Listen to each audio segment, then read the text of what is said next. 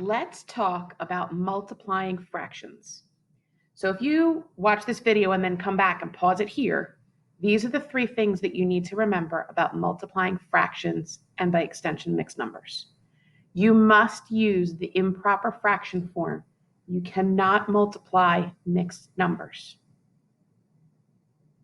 The integer rules still apply. Maybe I could spell that right. So if you've got one negative and you've got multiplication, your answer is negative. If you've got two negatives and you're multiplying, your answer is positive. And remember, we call that the finger trick or the odd even rule. And then, of course, you should always give your answers in simplest form. I know this is probably not brand new to you. You've probably seen this before, but it's always good to get a little refresher. I have three examples for you. The first one is 1/2 times 1/3, about as easy as we can get. You don't have to convert anything in this. There's no negatives to worry about. You simply multiply across. So 1 times 1 is 1, and 2 times 3 is 6, and I don't need to simplify, so my answer is 1/6. Multiply straight across.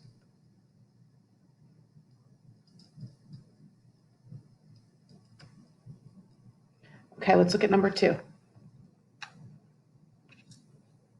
In this case, we've got the whole number 2 times -3/4. This needs a denominator.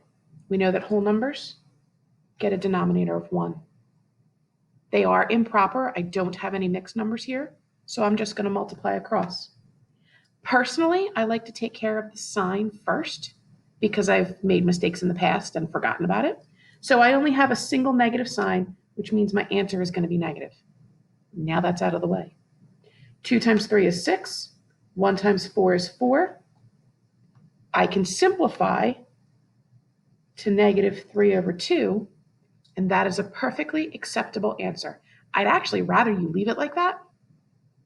If you must, if the situation calls for it, or you just feel like you need to switch it, of course you could switch it to a mixed number. The sign would go in front of the whole number. If you put it in between, it turns into a subtraction problem, and it means something different. All right, last one. -1 7/8 times -2 2/5. Everything we could possibly imagine rolled into one problem. The parentheses are there just to show that this is a negative number, not to have it confused with a subtraction sign. If you don't like the parentheses, don't write the parentheses. We've got two negatives being multiplied, and I've got two mixed numbers. So let's switch both of these to improper. I'll keep my signs right away so that I don't forget. Now, to go from mixed to improper, we're going to do bottom times the whole number and then add the top. So 8 times 1 is 8, plus 7 is 15, and we keep the denominator. Same thing for this one. 5 times 2 is 10, 10 plus 2 is 12, and we keep the denominator. Now you have two options here. I'm actually going to do this problem twice for you.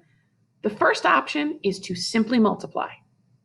The numbers are going to get kind of big, so you might like the second option that I give you, but it works. So either over on the side, you do 15 times 12, or you grab out your calculator and you say that 15 times 12 is 180, and 8 times 5 is 40, but don't leave it like that.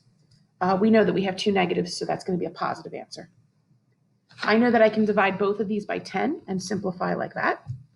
And then I'm left with 18/4. Can still be simplified. Cut them both in half. I get 9/2. And that would be my final answer. If the situation calls for it, or you just decide to do it, and you switch it to mixed, it would be a positive 4.5. Now, let's say that you didn't have a calculator to do 15 times 12, and you really didn't feel like doing 15 times 12 because there is another way you can do it. Okay, I am going to find a pen that I had here. There we go. I'm trying to do it in a different color for you. Anything on the top that shares a common factor with anything on the bottom can be what we call canceled or simplified. So when I see 15 and 5 right away, I was like, oh, I can get rid of those. 5 divided by 5 leaves me with 1. And 15 divided by 5 leaves me with 3, technically a negative 3.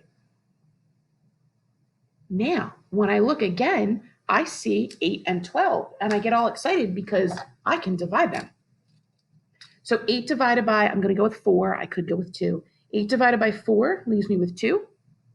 12 divided by 4 leaves me with 3, technically a negative. Now when I multiply, the numbers are way smaller and more familiar and easy to do in my head. 3 times 3 is 9. 2 times 1 is 2. And it's completely simplified. So if you didn't see both of those, but at least you saw the 15 and the 5, that would be a great thing to do, because then you would be doing 3 times 12, which is way easier than 15 times 12. Okay? You're simplifying for both of them. It's just a matter of doing it in the beginning or doing it after you multiply. Both are perfectly correct.